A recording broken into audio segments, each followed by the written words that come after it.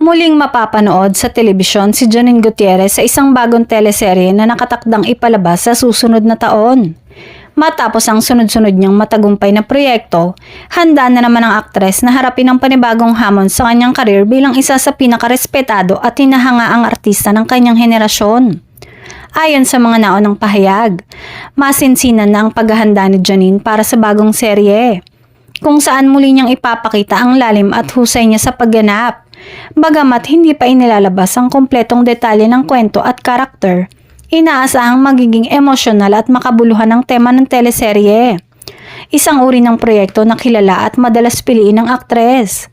Bukod sa suporta ng kanyang mga tagahanga, kapansin-pansin din ang suportang ibinibigay ni Jericho Rosales na hindi umano nawawala sa pagbibigay ng encouragement kay Janine habang naghahanda ito para sa bagong proyekto.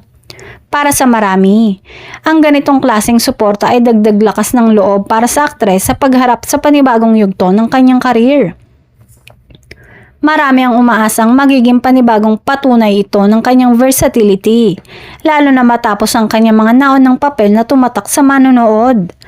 Para sa kanyang mga tagahanga, ang pagbabalik ni Janine sa primetime ay hindi lamang isang proyekto, kundi isang bagong yugto na siguradong aabangan at susuportahan.